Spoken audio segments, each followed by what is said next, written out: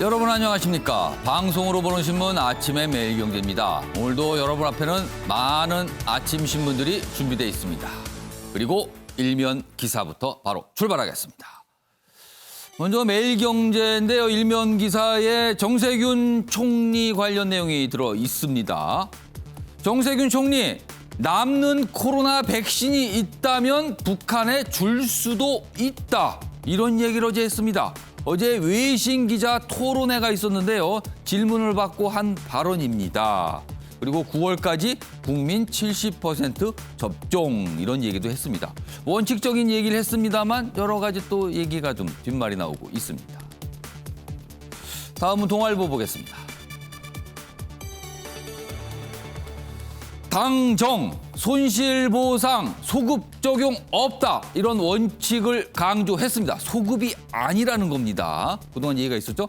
대신 여당에서는요 4차 재난지원금 지급해야 됩니다. 이런 주장을 내놓고 있습니다. 이르면 3월 말 늦어도 4월 초에는 4차 재난지원금 지급돼야 된다. 이런 주장이 여당을 중심으로 나오고 있습니다. 이번엔 서울신문입니다. 선거 전 돈 풀라는 정치, 기재부 따질 건 따져라. 그동안 기재부가 좀 압박을 받았죠. 그러나 여기 이 기사는 기재부가 뭔가 할 건 하라 이런 뜻입니다. 여기 보면요, 전임 경제수장들의 얘기, 조언들이 있는데요. 경제는 제로섬이 많아서 치밀해야만 한다. 그리고 윽박지를 게 아니라 토론해야 한다. 이렇게 얘기들을 하고 있습니다. 마지막으로 한국일보 보겠습니다. 트럼프가 퇴짜를 놓은 방위비 13% 인상안 주한 미군 그 분담금을 우리가 내고 있는데 그래서 지금 협상이 안 됐죠. 우리는 13%까지밖에 안 된다는 입장입니다. 그런데요. 바이든 정부 우선순위로 재검토한다. 뭔가 이번에는 타결이 되지 않을까. 우리 정부도 이게 최대치다. 종전 입장 강하게 고수하고 있습니다. 협상이 다시 시작이 된다는 겁니다. 자, 지금까지 일면기사 짚어봤고요. 오늘도 뉴스의 행간을 읽어주시기 위해 네 분께서 자리하셨습니다. 한 분씩 소개해드리겠습니다. 먼저 윤영걸 전 매경닷컴 대표 오늘도 자리하셨습니다. 그리고 그 옆에는 현근태 전 민주당 법률위 부위원장 나오셨고요. 그리고 이준석 전 미래통합당 최고위원도 자리하셨습니다. 그리고 마지막으로 박창한 장한대 교수 나와 계십니다. 안녕하세요.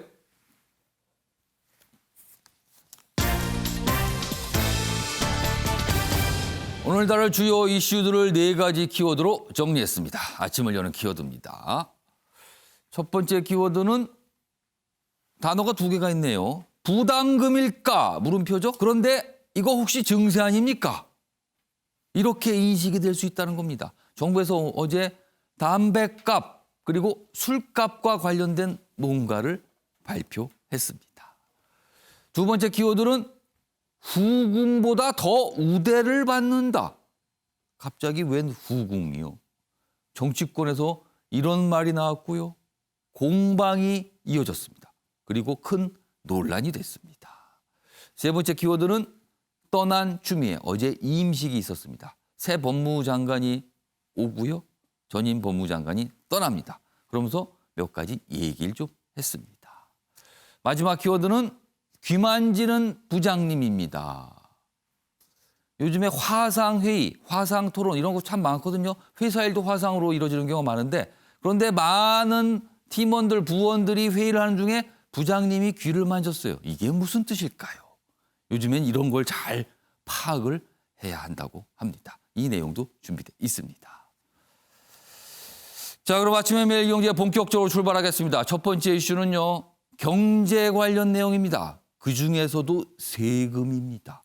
굉장히 좀 묵직하죠. 그러나 우리와 또 직접적 관련이 있는 내용이기도 합니다. 기사 보겠습니다. 여당 손실보상 위해 부가세 인상 카드도 거론했다. 지금 손실보상제, 문재인 대통령도 강조했고요. 여당 그리고 야당도 강조를 하고 있습니다. 그렇기 때문에 이제 그쪽으로 가는 걸로 보입니다. 그런데 재원 가지고 얘기가 많죠. 돈은 어디서 날 거냐. 그런데 이 와중에요. 이 상황에서 부가세 인상, 부가가치세 인상 얘기가 나왔습니다. 정세균 총리의 측근으로 통하는 이원욱 의원, 민주당 이원욱 의원입니다. 부가세를 한시적으로 인상해 기금을 마련하는 뭐 이런 얘기를 합니다. 뭔가 거론이 된 거예요, 이젠 세금에 대해서. 자, 그럼요. 먼저 이 이원욱 의원의 이야기 영상으로 확인해 보겠습니다. 저는 한시적 부가세 인상으로 손실보상기금을 마련해 보면 어떨까라고 하는 것을 지금 고민하고 있습니다. 그러니까 2019년도 기준으로 부가세 규모가 연간 70조 정도 됩니다. 예. 그런데 1 내지 2%를 증액해서 손실보상기금을 마련해서 네. 그 돈으로 지급을 하고 아니면 미선제적 지급을 한 이후에 손실보상기금이 마이너스 계좌가 열리면 그것을 다 0이 되는 순간 끝내버리는 방식이죠. IMF 근무기 운동 같은 거를 했었는데 예. 1 내지 2%의 부가세를 인상해서 온 국민이 같이 지금과 같은 어려운 시기에 예. 같이 합심해서 위기를 극복해 가자. 뭐 이런 것들을 한번 연구하고 있는 중입니다. 부가세가 10% 오른다면 네네. 대체 물건값에 1%가 오르는 거니까 예. 10,000원짜리 물건 살 때 100원 정도를 더 부담을 함으로 해서 예. 고통을 이겨나가자. 뭐 이런 취지인 거죠. 자, 지금 이게 손실보상과 관련된 정책 그 와중에 나온 거거든요. 그리고 손실보상 제도에 대해서는요. 야당 역시 제1야당 역시 뭐 적극적으로 호응을 하는 분위기입니다. 그럼 이와 관련해서 어제 김종인 국민의힘 비대위원장이 얘기를 한 게 있습니다. 그 내용도 확인해 보겠습니다. 사회적 거리두기 장기화에 따라 피해가 급증하면서 중산층이 무너지고 있습니다. 대통령이 책임지고 결단하셔 서민들의 생계와 생존을 위해 과감한 손실 보전에 나서주실 것을 강력하게 촉구합니다. 자, 이런 상황에서 부가가치세 얘기가 나왔어요. 물론 아직 민주당의 공식 입장은 아니지만 어떻게 보면 뭐 아이디어 차원에서 나올 수도 있습니다. 그러나 그 얘기를 한 인물이 정세균 총리와 아주 가까운 현역 의원으로 통한다. 뭐 이런 부분에 또 기사는 의미부여를 좀 하고 있습니다. 윤영걸 전 대표님. 부가가치세 얘기가 나왔어요. 그러면 결국 이게 증세거든요. 그렇죠. 그러면은 최근에 코로나 관련된 여러 가지 정부가 돈을 쓰고 있는데 그 재원을 마련하기 위해서 증세를 한다는 게 됩니다. 이거 어떻게 보세요? 고양이 목에 방울 달기인데 이원욱 민주당 의원이 예. 용기 있게 얘기는 했어요. 아, 그게 쉽진 않습니다. 아, 박정희 대통령 몰락 계기가 된 게 1979년 부마 항쟁이거든요. 예, 부마 항쟁 그 전에 77년에 예. 부가가치세를 도입했습니다. 아, 그거 도입하면서 부산 창원 자유공단 이쪽 예. 경제가 와르르 무너졌거든요. 그때 또 5.1 쇼크까지 있었어요. 그래서 부마 항쟁 일어나고 박정희 대통령이 몰락한 그 계기가 된 게 부가가치세거든요. 그만큼 민감하다는 그럼요. 거네요. 부가가치세가 너무너무 무서운 세금입니다. 아. 전 국민이 간접세 물품에 다 10%씩 붙잖아요. 그러니까 지금 연간 한 70조 정도 걷는데 예, 좀 올리는 건 저는 긍정적으로 봐요. 예. 네, 좀 올려서 정당하게 올려서 그 재난지원금이 아니고 지금 손실보상제잖아요. 예. 자영업 타격이 크니까 70조 중에서 10%만 부가세 1%만 올려도 예. 한 7조 정도가 나오잖아요. 그럼 자영업자들 좀 도와줄 수가 있잖아요. 정부 추경 예산도 하면서 예. 그 의사는 좋은데 그게 현실적으로 얼마나 가능한지 예, 그거 저는 쉽진 않을 거다. 정세균 총리 측근이니까 예. 총리 쪽에서는 고민하다가 좀 의사를 좀 분위기를 떠보는 거 아닌가 뭐 이런 생각이 들어요. 예. 저 미국 독립전쟁 일어나기 한 3년 전인가요? 1773년에 보스턴 차 사건도 일어났거든요. 그것도 결국은 차 수입, 그 세금 문제거든요. 예. 그래서 이 세금이 간단하지가 않다. 그래서 자칫하면은 문재인 정부도 이제 한 1년여 남았는데 예. 이 부가세 잘못 건드렸다가는 아주 그 사상 누각, 바람 앞에 촛불이 굉장히 좀 힘들 수도 위험한 있다. 특히 보궐선거도 있고 아. 또 이원욱 의원이 저는 용기 있게 얘기해서 뭐 높이 평가해주고 싶어요. 근데 실행 의지가 있느냐? 엊그저께 문재인 대통령도 손실지원금 얘기할 때 재정이 감당할 수 있는 범위 내에서 예. 중기벤처부가 하라고 그랬거든요. 그렇습니다. 왜 그렇겠어요? 재정이 감당할 수 있는 범위. 무리하게 하지 말란 얘기죠. 소급해서 하지 말란 얘기죠. 예, 올해 앞으로 발생할 것만 보상해 주라. 그리고 중기벤처부에 한 거는 다른 부처 보건복지부 하면은 감염병 피해자 모두 해줘야 되니까 중기벤처부는 고상공인만 하니까. 소상공인. 그렇죠. 예. 대통령도 가급적이면은 손실보상금은 하되 돈은 조금 쓰는 쪽으로 가고 있는데 너무 범위를 넓히지 부가가치세 않겠다. 올리자. 아. 제가 보기에는 너무 용감한 거 아닌가. 실현화될 가능성은 좀 희박하다고 봅니다. 그러니까 결국은 쓰는 돈이 늘어나면 뭔가 조달해야 되는데 이제 증세가 가장 간단한 방법일 수도 있죠. 그리고요, 이 부가가치세는요, 간접세입니다. 그러니까 많은 분들이 물건을 모든 분들이 살 때마다 내는 거거든요. 뭐 소득세 같은 경우는 그 버는 액수에 비례해서 내니까 이거 직접세인데 이 부분 이걸 어떻게 봐야 될지요. 박찬 교수님, 윤영걸 전 대표께서는 용기를 냈지만 이게 현실 가능성은 좀 없어 보인다 이렇게 분석하셨어요. 박찬 교수님께서는 그 가능성은 좀 어떻게 보십니까? 뭐 시기나 내용이나 다 쉽지 않겠다라는 생각입니다. 저도 그 부분에 동의하는데 일단 첫 번째로는 증세로 받아들일 가능성이 매우 높아요. 국민들 입장에서는. 예. 말 그대로 간접세이기 때문에. 그런데 지금 한쪽에서는 소비 진작을 위해서 돈을 풀고 있는데 예. 한쪽에서는 그 돈을 걷어가겠다 그러면은 이거는 이게 잘못된 시그널을 보내는 뭐가 거거든요. 이렇게 박자가 안 맞는다는 느낌도 드네요. 그러면. 그러니까 뭐 지금 재원이 부족하니까 한시적으로 뭐 10,000원당 100원 올리는 게 뭐 이렇게 어렵겠냐라고 이야기는 할 수 있겠지. 아이디어 차원으로는 할 수 있겠지만 예. 현실적으로 이것이 자칫 소비 위축으로 이어질 가능성도 있기 때문에 어려운 거고요. 네, 두 번째로는 아까 말씀하셨듯이 조세 형평성 논란입니다. 직접세의 비율보다 간접세의 비율이 가뜩이나 높은 나라가 대한민국이에요. 다른 선진국에 비해서 간접세의 비율이 높은데 그 왜 간접세가 좀 세술 거두기가 좀 용이해서 그런 걸까요? 그렇죠. 그러니까 우리나라에서는 소득이 높은 사람들에게 그동안에 직접세의 비율이 그다지 높지 않았는데 최근에 문재인 정부 들어와서 직접세의 비율을 올렸거든요. 이런 것들은 조세 형평성에 맞죠. 그런데 간접세의 비율을 올린다라고 하는 거는 국민들 입장에서는 조세 저항이 나올 수도 있는 거고요. 또 하나는 이제 선거에 미칠 악영향이에요. 여권에서 다 손사래를 칠 사안입니다. 그러다 보니까 시기나 내용 면에서 예. 뭐 아이디어 차원에서는 좋긴 하겠지만 재원 마련의 측면에서 예. 하지만 결과적으로 시행하기가 어렵지 않을까 싶습니다. 그러니까 어떻게 보면은 손실보상제 등 정부가 좀 써야 될 곳이 늘어나고 있잖아요. 그런데 그 재원을 어디서 마련할 것인가 이걸 고민하다가 이제 이런 뭐 내용 아이디어까지 이제 등장한 것 같습니다. 오늘 이 내용이 꽤 많이 기사에 좀 소개가 되고 있어요. 여기도 보면 뭐 손실보상은 뭐 기준을 삼는데 매출이 아닌 매출 이익이다. 매출 이익을 기준으로 한다. 뭐 이런 얘기 나오고 그리고 부가세 인상론도 거론이 됐다. 뭐 이렇게 오늘 기사들로 소개가 좀 되고 있습니다.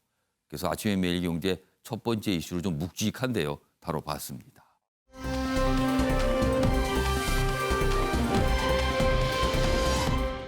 자, 그럼요. 이번에는요. 패널 분들의 촌철살이를 들어보는 순서입니다. 어떻게 생각하십니까? 진행해 보겠습니다. 보시죠.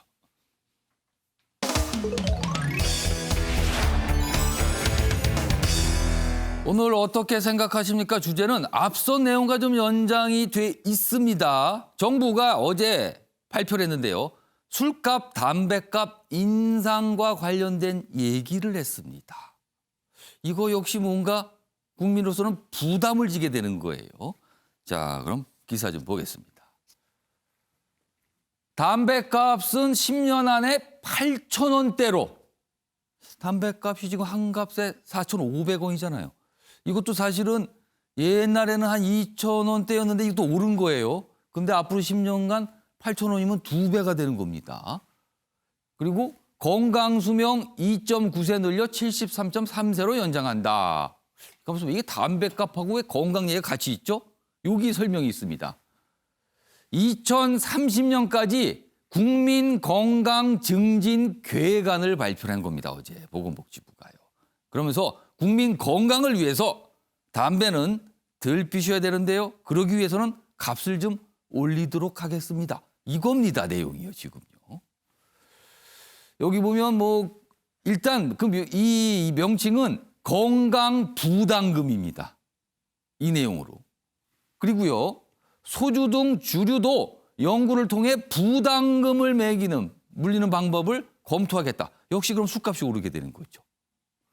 그런데 정부는 건강 증진 계획을 발표하면서 건강 부담금이라는 표현을 썼단 말이에요.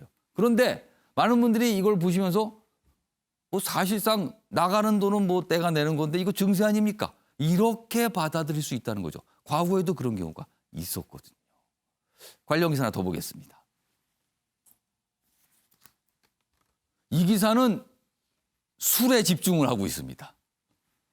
술에 죄악세를 물리면 건강 지킬 수 있을까? 죄악세. 그러니까 나쁜 것에 뭔가 세금을 매긴다는 거죠.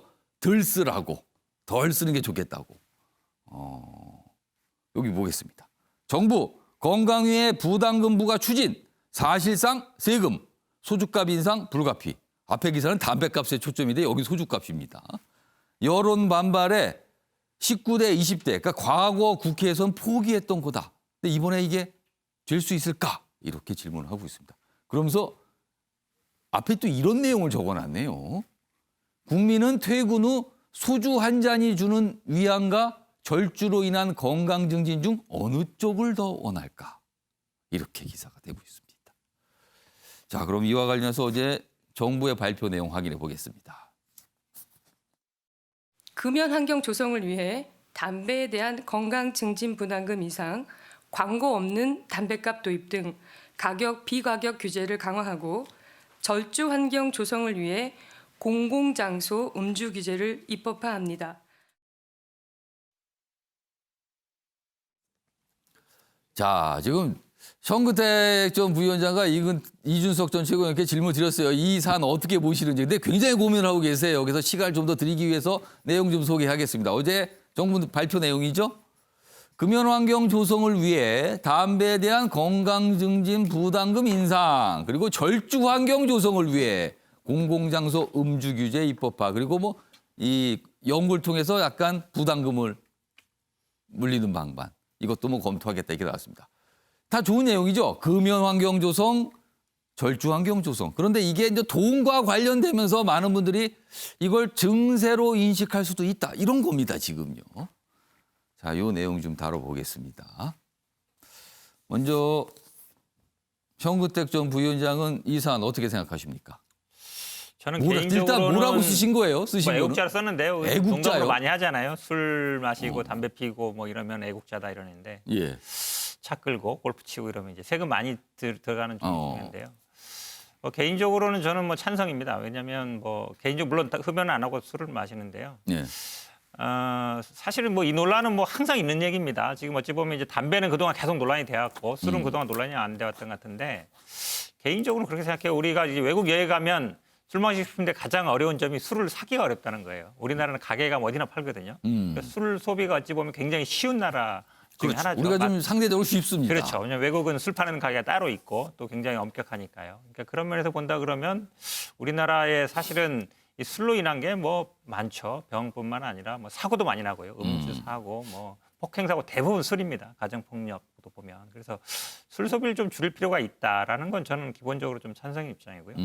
담배도 사실은 굉장히 쌉니다. 우리나라가. 그동안 올렸다고 하지만 한 반값 정도밖에 안 돼요. 평균이 한 8,000원 정도인데 OECD. 우리나라는 지금 한 4,000원 정도잖아요. 지금 화면에 좀 소외가 되고 그렇죠. 있습니다. 저 4,000원 정도 올린 거예요. 그렇죠. 그렇죠. 그러니까 담배도 보면 싸고 또 담배 파는 데도 굉장히 많습니다. 보면 길거리에서 아무 데나 살 수 있거든요. 그런 면도 있고 최근에 이제 아마 이제 복지부의 고민도 전자담배를 많이 피잖아요. 전자담배는 또 조금 싸거든요. 이거에 대해서 이제 붙일 때도 논란이 많았는데 기본적으로 술, 담배는 약간 기호적인 것이고 예. 그러니까 사실은 뭐 전자담배 핀다 그러지만 지금도 보면 길거리에 담배 꽁초 버리는 분들 많아요. 그리고 그 하수구라든지 아니면 뭐 청소하시는 분들의 대부분이 보면 담배 꽁초 치우는 일입니다. 대부분. 그거는 사실은 쉽게 안 없어져요. 그 담배 꽁초 버릴 때마다 가서 과태료 물릴 수도 없고요. 물론 피시는 장소는 제가 보기에 어느 정도 견제가 되는데 예. 버리고 아니면 뭐 이렇게 하는 것들은 저는 뭐 어쩔 수 없다. 그러면 개인적으로는 과도하지 않다 그러면 뭐 올리는 거는 찬성하는 입장입니다. 그러니까 어제 보건복지부가 어떤 계획을 발표한 건데 그 부분에 대해서는 뭐 방향에 대해서는 찬성한다. 그런 말씀이시네요, 지금. 자, 이준석 전 최고위원은 어떻게 생각하십니까? 저는 어떤 이름을 붙여가지고 돈을 걷어간다 하더라도 국민에게는 조세 부담을 느껴집니다. 이게 분담금이든 아니면 무슨 뭐 기금이든 뭐든 간에. 근데 저는 지금 정부에서 사실 코로나 예산 때문에 상당히 돈이 부족한 것은 알겠으나 예. 그러다 보니까 한 2주 전에는 궁여지책으로 자발적으로 뭐 기업들이 좀 이익 공유를 하자 이런 얘기도 나왔고 근데 말 안 된다고 비판했더니만은 이제야 이제 아까 이원호 의원이 말한 것처럼 세금이라든지 뭐 세목을 신설하자라는 얘기가 나오는 것 같은데 저도 아까 윤 대표님 말씀하신 것처럼 좀 진일보한 논의다 이런 생각을 하는데 예. 자 증세라든지 여러 가지 분담금을 늘리는 것에 대해 가지고 국민적 동의가 있으려 그러면은 우선 이렇게 어렵게 피땀을 짜내가지고 가져간 돈 100원, 200원이 어떻게 잘 쓰일 수 있을까에 대한 합의가 있어야 되는 것인데 작년도 예산안이 이제 8% 정도 이제 증액이 됐거든요, 전체적으로. 근데 그 안에서 보면은 SOC 예산이라고 보통 이제 민주당이 야당 시절에 공격하던 것들이 14% 가까이 증액됐어요. 그러니까 일반 예산 올라간 것보다 그 SOC 예산 올라가는 비율이 높은데 SOC 예. 예산은 보통 뭐냐면요. 지역구 민원성 예산이 굉장히 많습니다. 그렇기 때문에 증액된 거 보면은 무슨 광주 송정 역사를 증축한다느니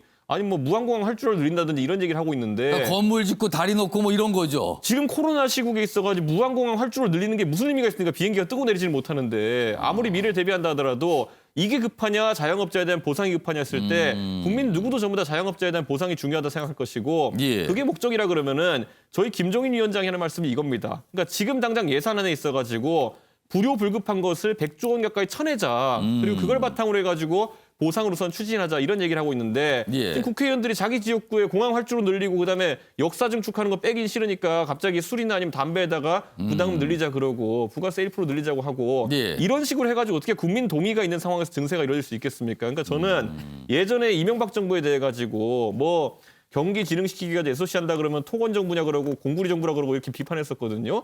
그 당시 이명박 정부보다 지금 SOC 예산이 더 많습니다.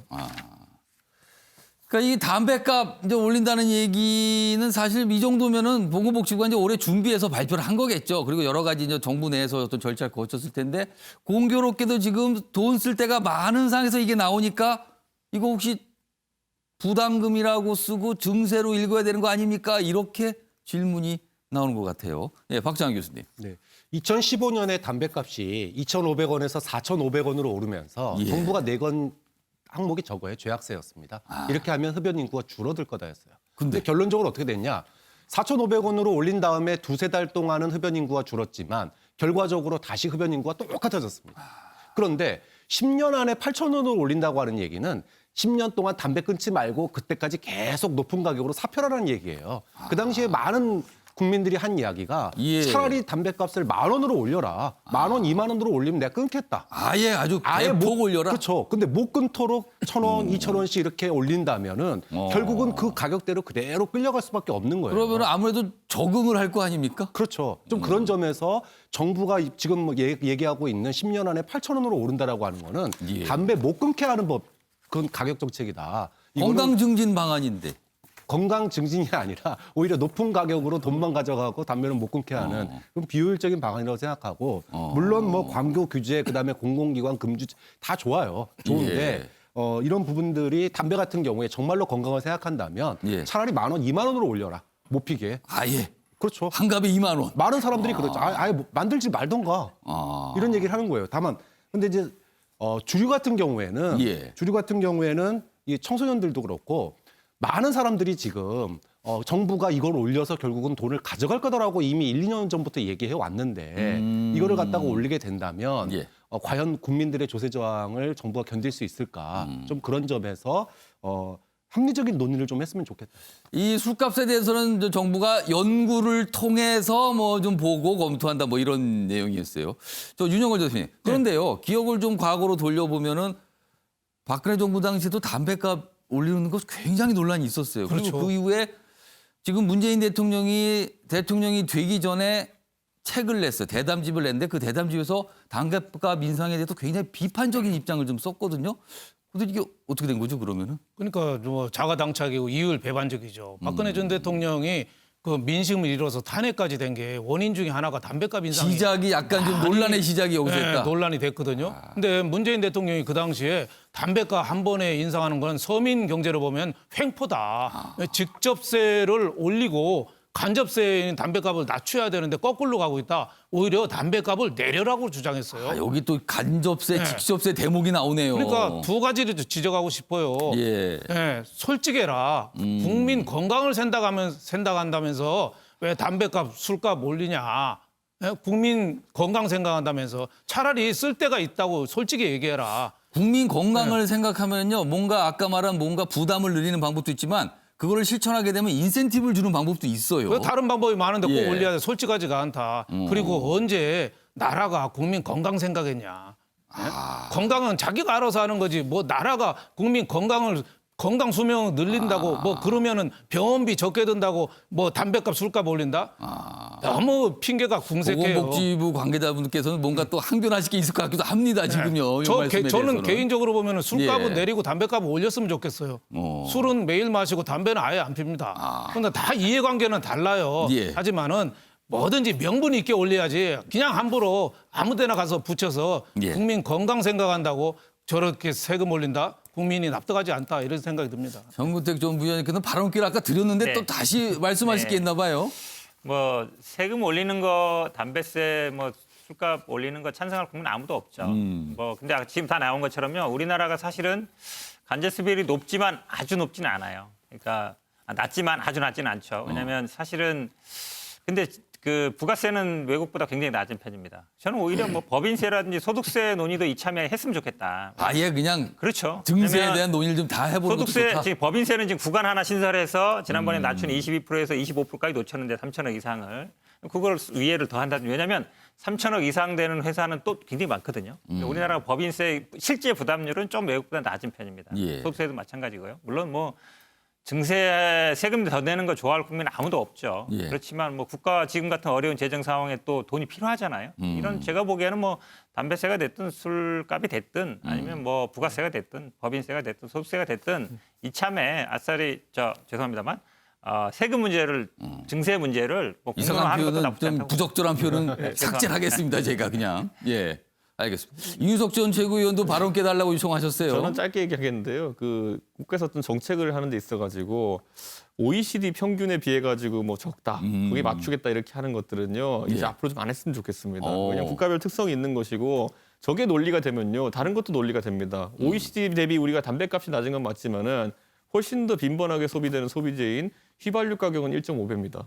그렇다면은 이 논리대로라면 휘발유 값을 1.5배 비싼 거를 다시 낮춰줄 겁니까? 아니잖아요. 그러니까 이거는 이런 아저인수식 통계 끌어대기는 안 하는 게 좋겠고 지금 이제 많은 국민들이 보기에는 자 증세 없는 복지는 허구다라는 말이 사실이라는 걸 이제 다 깨닫거든요. 지난 10년 과거 동안에 정부 때 그 얘기가 참 많이 나왔죠. 지난 10년 동안에 우리가 무상복지부터 시작해서 수많은 복지 논쟁을 겪으면서 국민들의 수준 자체가 성숙한 겁니다. 그렇기 때문에 증세 없는 복지는 허구다라는 말을 다 알고 있기 때문에 과거처럼 그냥 뭐 준다 아니면 뭐 올린다 그러면서 뭐 당신들을 위한 거야 아무리 이런 거짓말을 한다 해도 예. 제 생각에 국민들은 바로 알 것이다. 이걸 정치인들이 알아야 됩니다. 아무튼 지금 주제 두 가지 다뤄봤는데 다 세금과 관련된 얘기입니다. 이게 뭔가 좀 이야기들이 나오는 것 같아요. 이 정도 분위기면요 지금. 이게 현실일 수도 있다는 거지요.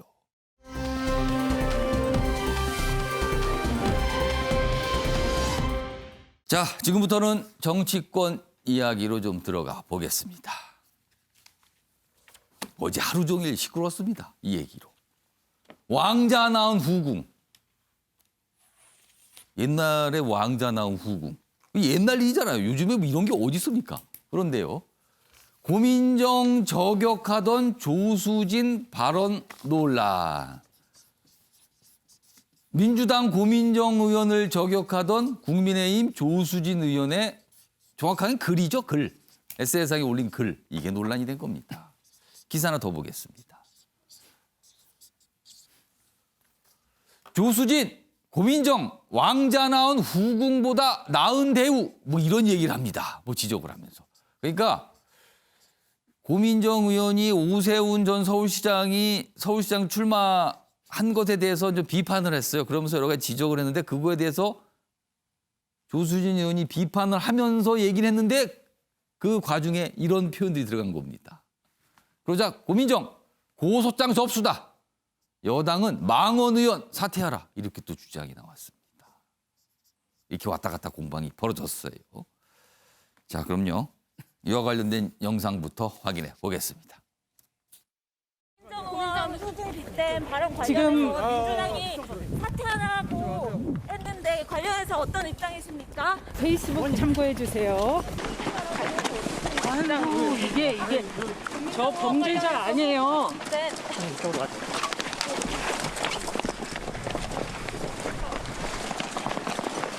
너무 하시는 거 아닌가요? 민주정원 관련해서 아이고. 민주당이 사퇴하라고 했는데 너무 하시는 거 아닙니까?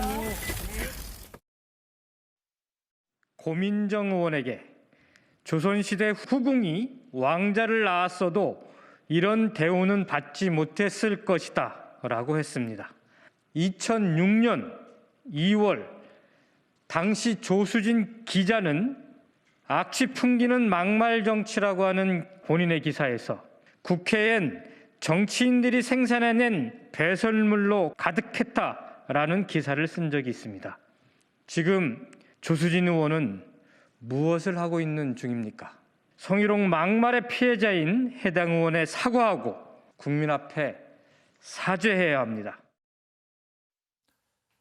지금부터 이 얘기 좀 해보겠습니다. 유영걸 전 대표님, 네. 이 상황 어떻게 읽으셨습니까?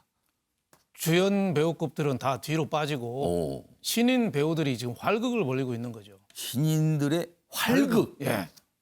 예, 신인 배우들이 앞장서서 싸우고 있는 거예요. 활극은 얌전한 연기라는 건 아니잖아요. 그렇죠. 뭐 아무데나 막 칼 휘두르고 있는 거죠. 처음에 발단은 고민정 의원이 시작했죠. 오세훈 전 시장이 출마 선언하니까 예. 오세훈은 손 조건이다. 왜 옛날에 서울시장 사퇴할 때는 무상급식으로 사퇴하고 예. 안철수 출마하면은 최근에. 나 안 한다고 조건부 퇴진한다고 하고 이번에 서울시장 출마는 대선 출마 포기가 조건이라고 하고 맨날 조건만 보냐. 고민정 의원이 좀 자극을 했어요. 근데 이제 그러면은 오세훈 시장이 나서야 되는데 오세훈 시장 좀 점잖잖아요. 안 나섰어요? 조수진 의원이 또 칼을 차고 어디다 대고 그러느냐 하면서 칼을 차고 하는데 너 저 광진에 출마할 때 청와대 대변인 출신이니까 전적으로 지원받은 거 아니냐. 그 뜻으로 했는데 좀 말이 좀 과했어요. 그러면서 저렇게 뭐 후궁 그렇죠. 이런 그때 표현이 등장을 한 거예요. 실세들이 그 지역에 광진에 총 출동해가지고 뭐 예. 지원금 100만 원 준다는 등 뭐 여러 가지 공약을 했거든요. 그러니까 예. 조수진 의원이 그걸 빗대서 대통령 아니 옛날 후궁이 아들 낳아도 저렇게 대접은 안 받는다. 그러니까 좀 대접이 좀 말이 조금 과격한 거죠. 그래서 저는 이 대목에서 두 가지를 지적하고 싶어요. 예. 하나는 중진들은 다 어디 갔냐. 예. 배우급들은 주연급들은 다 빠지고 예. 그러니까 옛날 왜 알렉산더 전쟁할 때 보면 히랍하고 싸울 때 보면 알렉산더는 앞장서잖아요. 돌격 앞으로 그렇죠. 나를 따르라고 앞장서잖아요. 근데 저 히랍 이쪽에서는 뒤에 다리우스 왕 뒤에 있으면서 돌격 앞으로 그러잖아요. 지금 중진들이 다들 뒤에 빠져서 초선 배우들만 돌격 앞으로 하고 있어요. 그러니까 지금 이번 국회에서 보면은 김용민, 김남국이니 뭐 많은 초선 그 의원들. 초선들이 뭐 굉장히 어떻게 보면은 활극을 벌리는 게 중진이나 그 당의 중심을 잡는 게 없고 예. 너무 좀 심한 것 같다. 국회에서도 어느 정도 위계 질서가 있어야 되고 건전한 토론의 장이 무너진 것 같다. 이런 생각이 들고 조수진 의원 개인에 대해서도 이번 말은 좀 과했어요. 그래서 저는 유감 표명이라도 하는 게 좋고 한데 개인적으로는 저 기자 후배로서는 굉장히 뛰어난 정치부 사회부 기자였고 지금도 국회에 맨 먼저 출근해서 이 팩트 파인딩, 팩트 추적 예. 제일 열심히 하고 있어요. 그래서 굉장히 유능한 그 국회의원인데 의욕이 좀 앞서다 보니까 자기 오세훈 보호하려다가 너무 칼을 그냥 아무데나 휘두른 거 아니냐. 그래서 좀 표현은 좀 심한 것 같다. 그래서 조수진 의원한테는 80% 법칙 얘기해 주고 싶어요. 생각한 거에 80%만 얘기해라. 예. 먹는 것도 왜 일본 사람이 하치하라부라 해서 80%만 먹으라고 하거든요. 그러니까 뭐든지 자제하라. 행동하고 하는 것도 80%만 얘기해라. 과유불급이라는 말 있잖아요.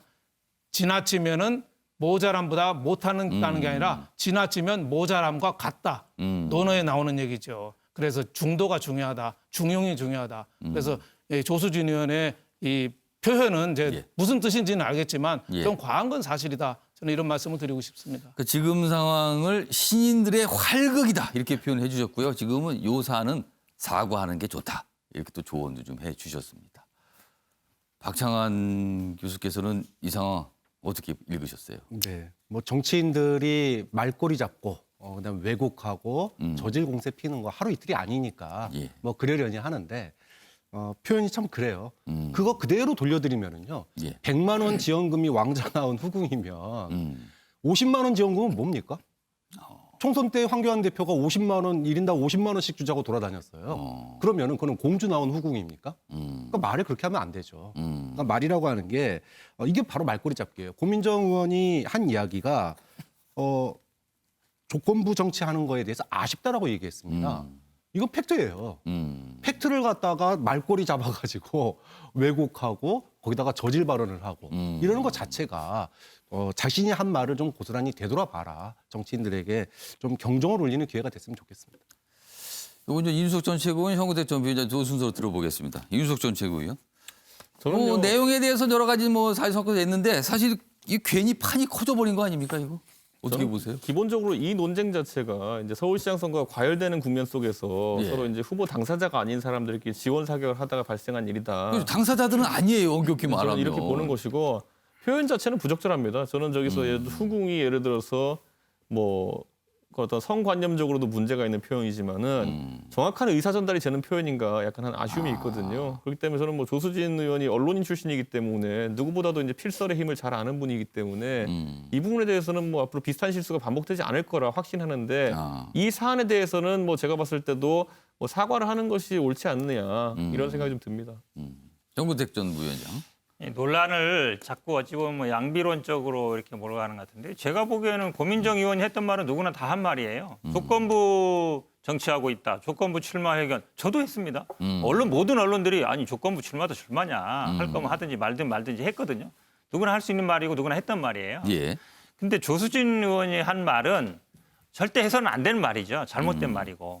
사실은 이 정치, 왜냐면 그전에 어떤 정치인들을 비판할 때 굉장히 세게 했었어요. 어제 사실 논란이 지금 계속 화면에 나오는 것도 이분이 기자 출신이잖아요. 근데 어제 되게 기다리다 늦게 나왔는데 그거를 또 촬영하니까 보좌관한테 뺏어서 그걸 또 삭제하고. 뭔가 일이 있었어요. 그렇죠. 그렇게 얘기하는 게 기자 선배로서 어쨌든 자기 후배들인데 대하는 것 자체가 문제가 있는 거죠. 더구나 어제는 재판받고 나오는 자리였잖아요. 근데 어제도 또 문제될 발언을 했어요. 고민정 의원이 뭐 선거 팜플렛에 허위학력 기재했다. 그것도 사실 아니거든요. 그러니까 자꾸 본인이 그동안 했던 상대방에 대한 비난과 정치인의 비난들을 저는 뭐 지금 받고 있다고 보는데 예.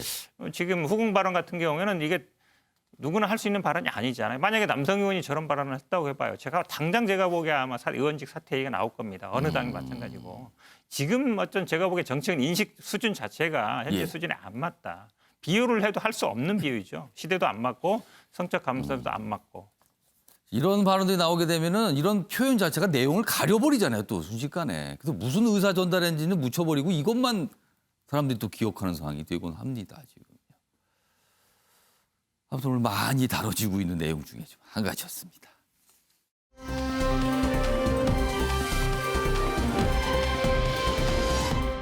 다음 내용으로 가겠습니다. 어제 추미애 법무장관 장관에서 물러났죠. 그리고 새 장관이 왔고요. 뭐 이 얘기 좀 해보겠습니다. 첫 번째 기사입니다. 박범계 야당 패싱 27번째 장관으로 어제 좀 여당 단독으로 청문 보고서가 채택이 됐고 뭐 임명이 이루어졌습니다. 이제 인가가 돼서 장관이 된 거죠. 현역 의원 장관 그리고 야당의 이제 동의가 없었죠. 청문 보고서에 야당이 참여하지 않은 뭐 27번째 장관이다. 뭐 이렇게 좀 다뤄지고 있습니다. 그런데요. 다음 기사 보겠습니다. 그런데 언론의 관심은 이쪽에 있는 것 같아요. 이쪽에. 추미애 이제 물러나게 되니까 어제 임식을 합니다. 임식에서 검찰개혁을 다시 한번 강조했다. 검찰개혁. 그러면서 굉장히 잘 됐다. 어떻게 보면 자평을 좀 했어요. 지금까지 굉장히 잘 이루어져 왔다라는 거. 그런데 이런 얘기를 합니다. 조국 가족까지 다 수모를 당했다. 그러면서 눈물을 보였다는 겁니다. 그러니까 특별히 뭔가 감사한다. 뭐 이런 분위기도 있습니다. 그리고 여기 뭐 앞서 봤던 내용도 좀 담겨 있고요. 뭐 이런 내용입니다.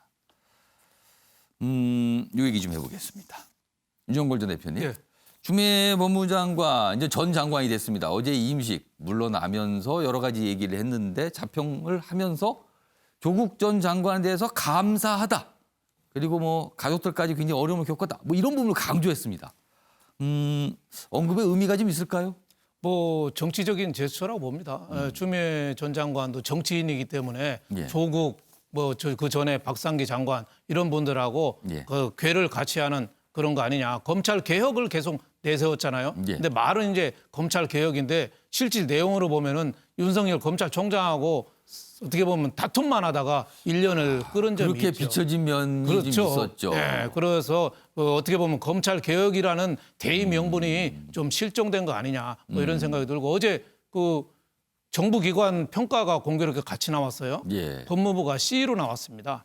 네. C면은 좀 예. 점수가 좋지는 않네요. 제일 나쁜 거죠. 그거는 F는 없습니다. A, B, C만 있는데 C가 그러니까 꼴찌죠. 그러니까 검찰 개혁 얘기하다가 윤석열 검찰총장하고 마찰만 빚다 보니까 예. 그것도 뭐 징계니 이런 것도 그 뭐 면직이니 모든 것도 다 뭐 법원에서 또 그 안 받아줬잖아요. 예. 그러니까 검찰 개혁이 실종됐고 또 검찰 개혁을 내세우다 보니까 또 다른 거 예를 들면 뭐 동부구치소 코로나19 사태라든지 뭐 김학의 뭐 그 출국 금지라든지 예. 또 지금 법무부 차관 이용구 차관의 또 폭행 택시 기사 폭행 시비라든지 진짜 할 거는 또 못했기 때문에 저런 평가가 나온 거 아니냐 뭐 이런 생각이 좀 듭니다. 추미애 장관이 한 1년 정도 했는데 제가 볼 때는 한 10년 정도 한 것 같은 긴 세월로 좀 느껴지는 그런 거 아닌가 싶고 가장 큰 어떻게 보면 피해자였죠. 검경 갈등에 예. 검사와 법무부 갈등에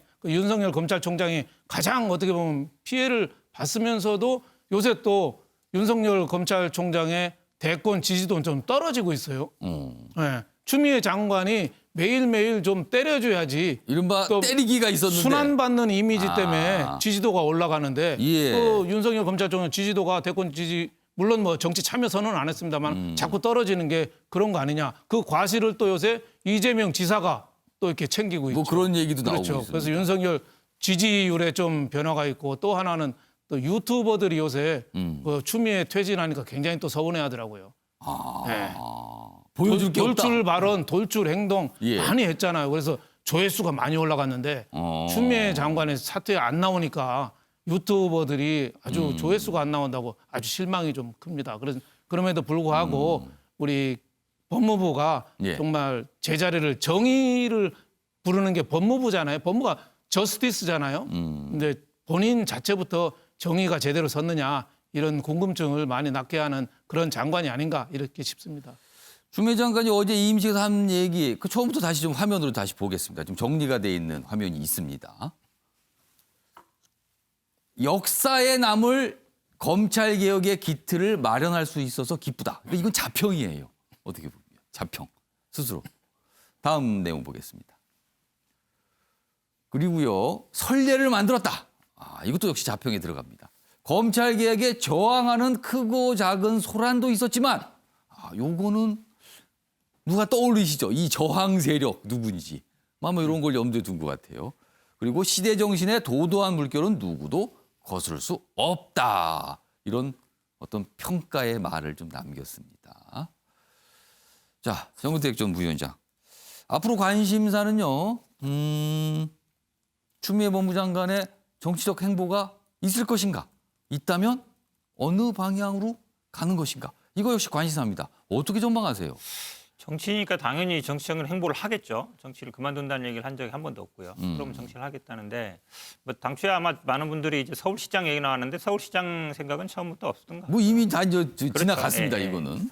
그러면 이제 남은 게 대선밖에 없잖아요. 어. 제가 봐도 아마 계속 대선에는 관심이 있었던 것 같고 물론 아마 대선 국면이 어떻게 흘러갈지 모르지만 시간은 많지 않습니다. 아마 뭐 보궐선거가 끝나면은 대선 국면이 벌어질 것 같은데 결국은 아마 관건이 어느 정도 지지율을 지금 이재명 지사나 이낙연 대표가 주도하고 있으니까 그 사이에서 지지율을 어느 정도 얻을 수 있느냐. 제가 보기에는 아마 수치적으로 보면 한 5% 정도 이내의 지지율을 돌파할 수 있느냐 여부가 제가 보기엔 관건이 될 것 같습니다. 그럼 만약 5% 이상 된다 그러면 뭐 출마를 결심할 수도 있겠다라고 네. 개인적으로는 보고 있습니다. 개인적인 생각입니다. 아무튼 관심사예요. 그리고 장관 있는 동안도 정말 많은 분들이 지켜봤고 뭐 주목을 받기도 했죠. 그 주목이 과연 각 그 평가는 뭐 또 제각각 다르기도 합니다만 그 이임식 역시 주목을 좀 받았습니다. 자, 그런데요. 여기 보면 조국 전 장관을 특별히 좀 얘기를 했어요. 그리고 뭐 감사하다 그리고 가족 얘기까지 했거든요. 조국 전 장관의 가족과 관련된 기사가 오늘 있습니다. 보겠습니다. 조국 전 장관의 딸 얼마 전에 의사고시 뭐 이거를 받고 뭐 통과했다 뭐 이런 거 알려졌잖아요. 그런데 그러면은 앞으로 의대를 졸업하게 되니까 대학원을 졸업하게 되니까 인턴 과정을 밟게 되는 겁니다. 근데 국립중앙의료원 인턴에 지원을 해서 면접을 봤답니다. 국립중앙의료원은 보건복지부 산하 병원이잖아요. 의료기관입니다. 그럼 정부 건데 여기에 지원을 했다는 겁니다.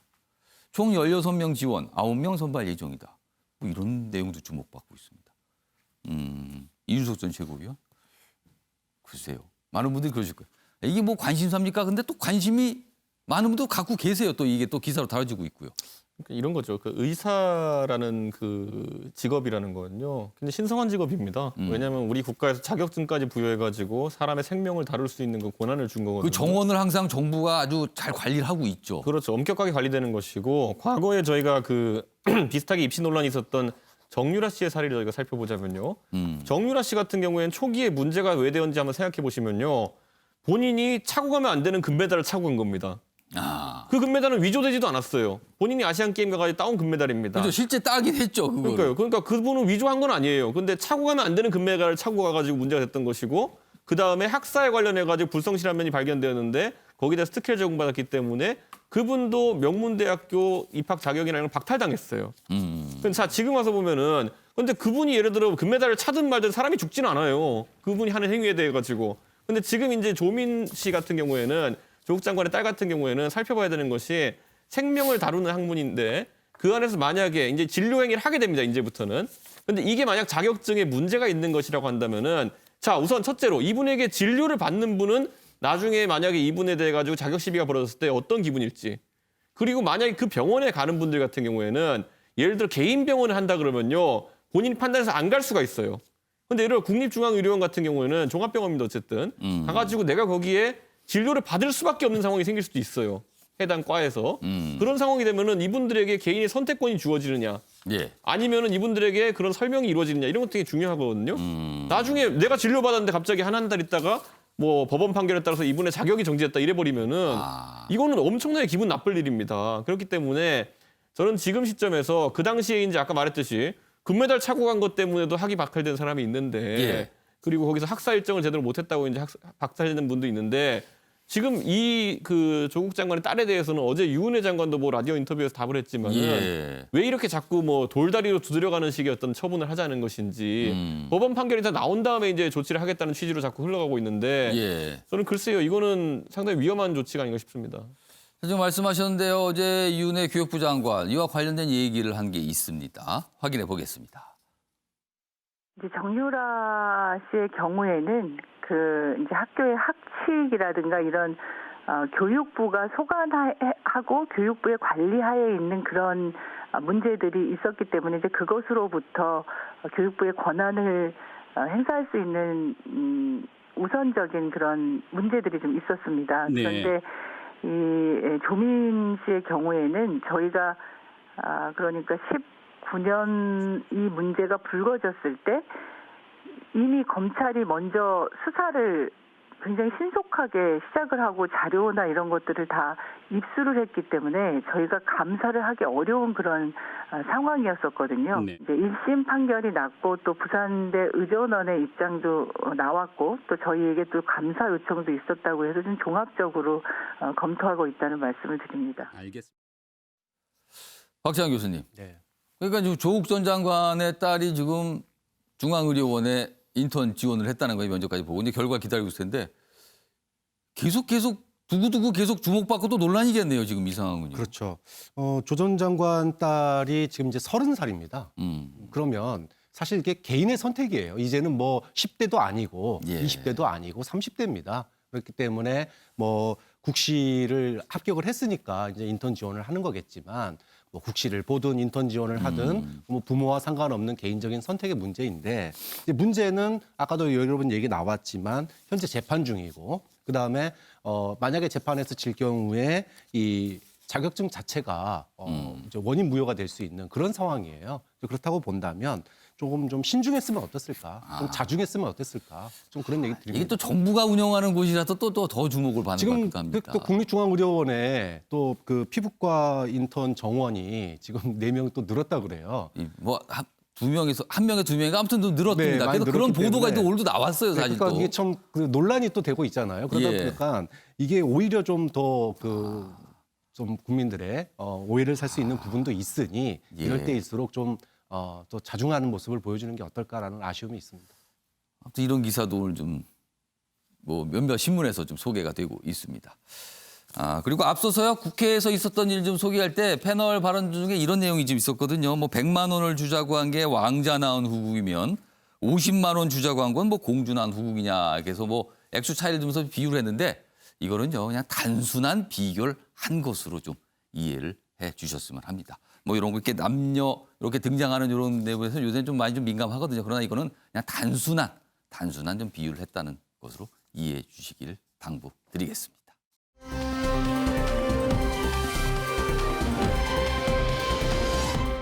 다음은 코로나 이야기 좀 해보겠습니다.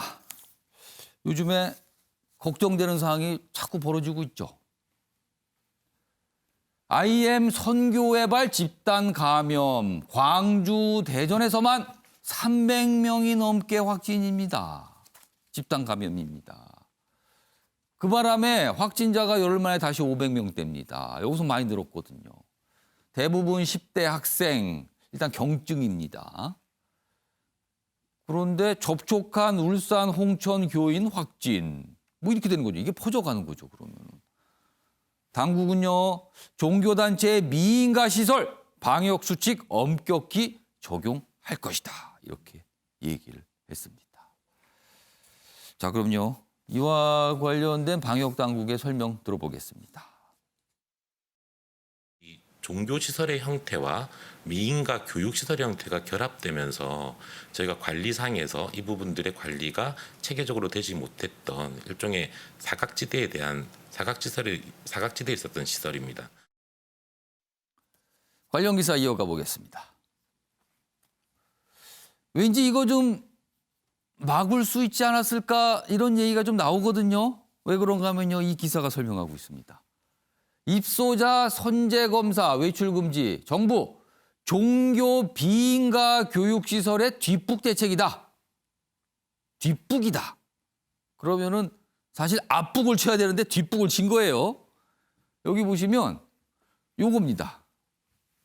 비인가 교육시설이잖아요. 근데 기숙 형태입니다. 그래서 기숙형 학원으로 분류가 되니까 지자체와 교육청이 서로 미루다가 이거 우리가 나라 아니에요.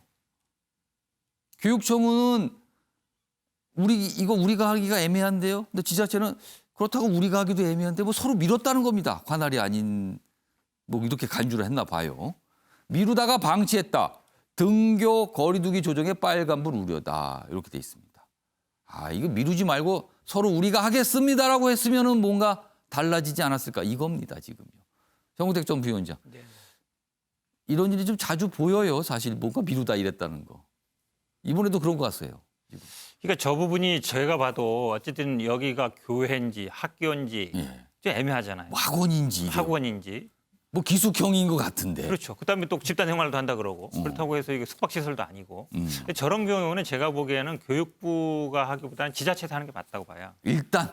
그렇죠. 왜냐하면 지자체 관할 구역에 있잖아요. 예를 들어서 중앙부처 같은 경우에는 확실하게 자기 부처에서 업무를 하지 않는 경우에는 관할이 아니라고 보거든요. 지금 말씀하신 대로 예를 들어서 비인가 교육기관이기 때문에 교육청이 우리가 자료가 없을 가능성이 많거든요.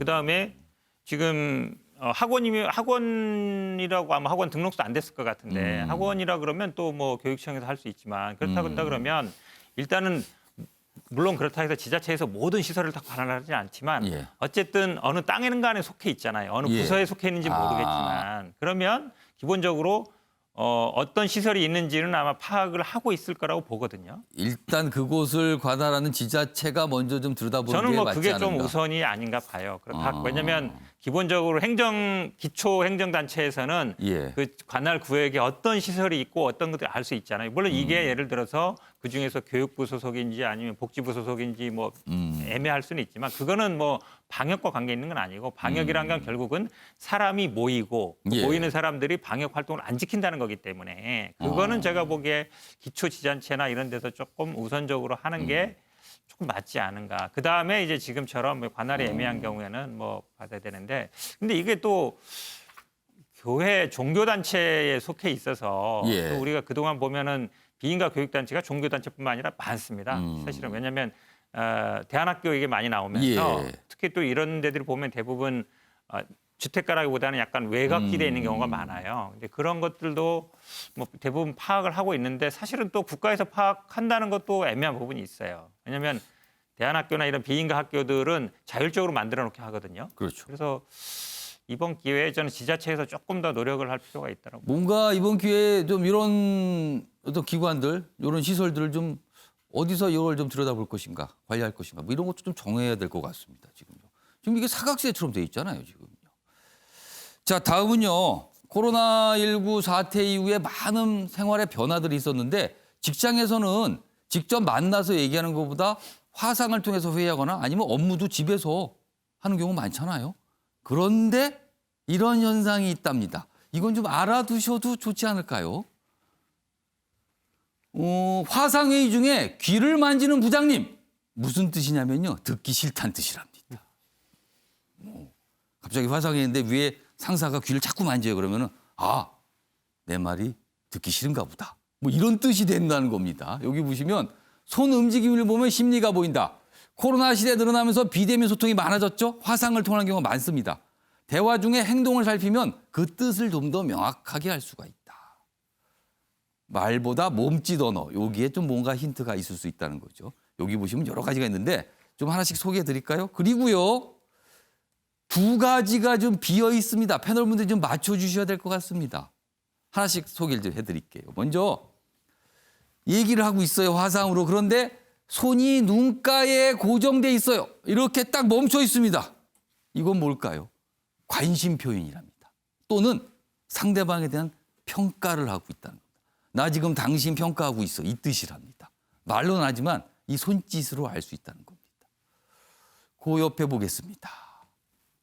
손가락 하나가 입술에 딱 가면 이거 무슨 뜻일까요?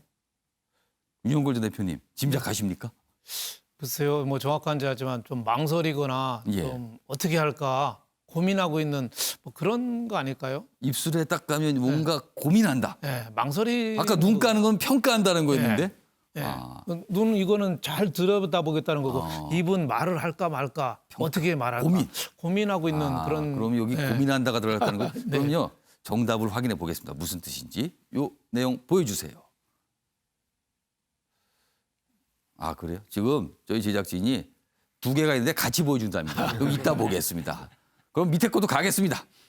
요거는 이유석 전 최고위원이 한번 맞춰보세요. 저는 밑에 건 진짜 감이 안 잡혀요. 코를 만지거나 코밑을 비빕니다. 그러니까 이렇게 만지거나 코밑을 이렇게 비비는 거예요. 이거는 보니까 설명이 긴데요. 2줄로 돼 있어요, 지금.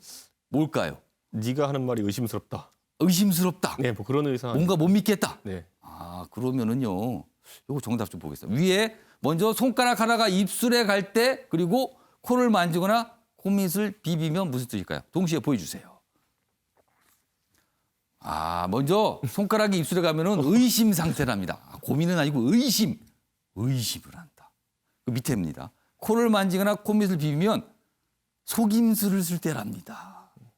사실이 아닌 걸 얘기할 때. 이런 뜻이 되네요. 하나 좀 더 볼까요? 여기 있습니다. 이거는 좀 짐작할 수 있을 것 같아요. 화상 대화를 하는 중에 갑자기 뒷머리를 만지거나 목을 긁어요. 이거는 이해 안 된다. 난 동의 못 한다. 당신 말 무슨 말인지 모르겠다. 이런 뜻이 된답니다. 그렇군요. 그리고 이것도 하나 알아두시면 좋을 것 같습니다. 이거는 좀 중요한 것 같아요. 양쪽 볼을 만지면은 결정 전의 행동이랍니다. 그리고 상대방의 이해를 구하는 모습이랍니다.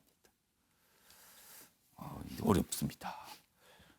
이게 직접 만나지 못하니까 이런 행동까지 파악을 해야 되는데 이게 뭐 힘듭니다. 이런 것까지 다 알아두려면요. 근데 아무튼 오늘 소개가 좀 되고 있습니다.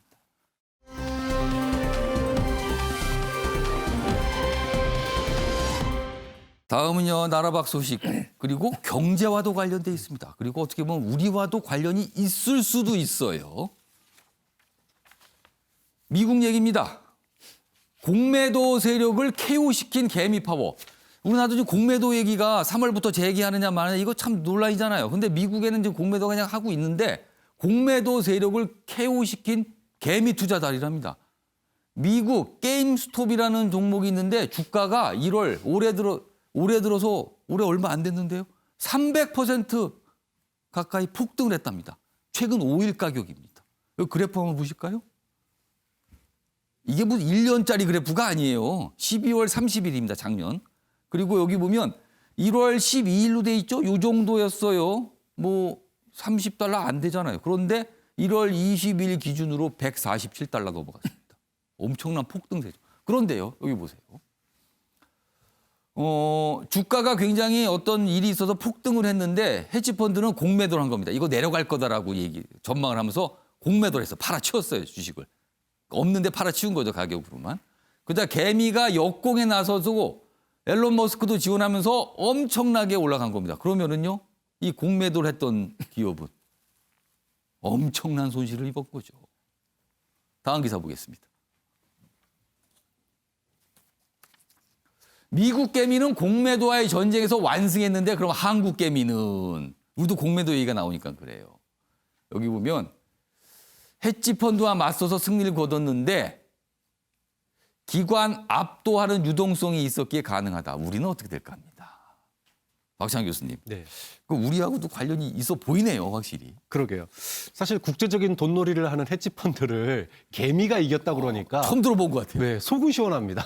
그동안에 개미들이 맨날 당하기만 하고 털렸는데 속은 시원한데 문제는 이렇게 해서 개미들이 더 몰리면 지금 이제 실물 경제의 토대가 없이 주가가 지금 올라가고 있는데 이게 개미떼가 또 한꺼번에 벼랑으로 떨어질 일이 없을까 이런 점이 굉장히 우려스러운 거예요. 그러니까 지금 이 업체 게임스톱이라고 하는 이 업체도 사실은 이게 앞으로 이익 가능성이 크지 않다고 판단해서 지금 공매도가 들어간 거예요. 헤지펀드는 그렇게 판단한 거죠. 그렇죠. 그런데 이거를 좀 물량으로 밀어붙인 거예요. 그런데 그래서 이제 이기긴 했지만 만약에 정말로 게임스톱의 앞으로 이익이 정말로 실현되지 않거나 위기가 온다면 그 주식을 진 사람들 누군가는 이걸 폭탄을 돌려야 될 텐데 그럼 그걸 아는 사람도 또 개미가 될 가능성이 매우 높거든요. 그런 점에서 속은 시원한 기사긴 한데 지금 우리 주식 상황 쳐다보는 것처럼 좀 돈 벌어서 돈 벌었다니까 좋기는 한데 누군가는 그 마지막에 폭탄을 돌려받지 않을까 하는 우려가 굉장히 큰 것 같습니다.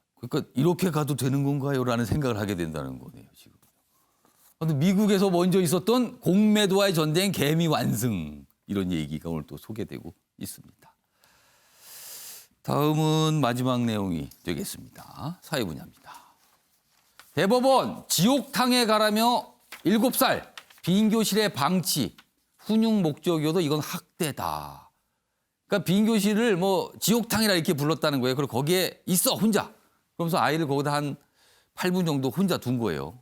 좀 아이는 무서웠겠죠 거기서. 초등교사에 300만 원 벌금 확정. 말 안 듣는다고 다른 교실에서 8분을 보내게 했다. 법원은 공포감을 불렀다. 정서적 학대에 해당한다. 이런 판결을 했습니다. 정우택 전 부위원장, 이건 어떤 내용입니까 이거는?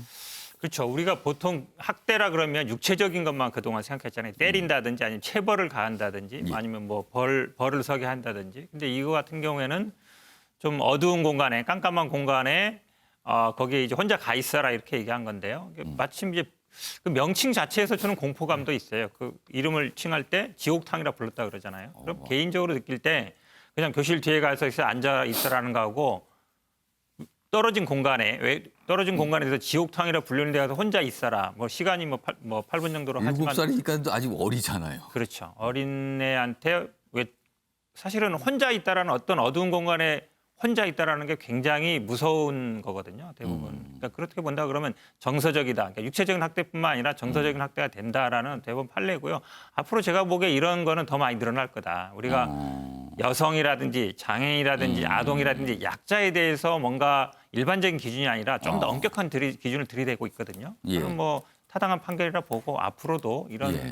것들은 아마 이어질 거라 보고 있습니다. 이 지옥탕이라는 거는 뭐 동화책 이름에서 따온 거라 그래요. 예, 이준석 전 최고위원. 저는 저기 이제 지옥탕이라는 이름이 붙은 것도 섬뜩하긴 합니다. 근데 이제 보통 저희 훈육의 방식에 대해 가지고 사실 과거에는 체벌 위주로 했었다가 이제 예. 체벌을 대체해서 훈육할 방식들이 뭐냐에 대한 이제 사회적 논의가 있는 것인데 저게 지옥탕 가라는 얘기가 아니라 그러면은 해외에서는 되게 보편화된 훈육 방식 중에 하나입니다. 이게 혼자 뭐냐면 두는 거. 그러니까 외국 학교에서는 디텐션이라 보통 그러거든요. 디텐션을 사전에 찾아보는데 구류라고 나와요. 그러니까 구류하니까 이게 엄격한 일에 처벌인 것 같지만은 예. 보통은 한 1, 20분 중에 짧은 기간 동안에 예를 들어 점심시간 때 그 식당에 못 가고 대신 도시락을 먹게 한다든지 친구들과 격리되어 가지고 아니면은 애들 집에 가고 나서 10분, 20분 정도 더 있다 가라 이렇게 하는 형태의 이제 예. 자유형 비슷하게 이제 훈육하는 방식인데 이게 우리나라에 오면서 이제 굉장히 심각해진 거죠. 지옥탕 저렇게 돼버리면 뭔가 죄를 지은 것 같고 가벼운 그래요. 훈육에 해당하는 처벌이는데 예. 이렇게 되니까 저는 저건 앞으로 그 모호한 지점이 좀 생길 것 같습니다. 왜냐하면 훈육의 방식 중에 이게 교육학 책에 나오기도 하거든요. 그렇기 때문에 이 부분은 좀 그 지옥탕이라는 명칭과 더불어 가지고 학대라는 게 최근에 논의가 되면서 받아들이는 것 같습니다. 그러니까 이게 학대가 아니다. 그러니까 교사는 학대 행위가 아니다 했지만 대법원에서는 이런 결정이 나왔습니다. 자, 오늘은 출근길이 아닌 귀갓길을 걱정해야 하는 날입니다. 태풍급의 강풍을 동반한 눈과 비 예보가 됐기 때문입니다. 험악한 날씨가 올 것 같은데 단단히 대비하셔야겠습니다. 오늘 준비한 내용은 여기까지입니다. 시청해 주신 여러분 고맙습니다.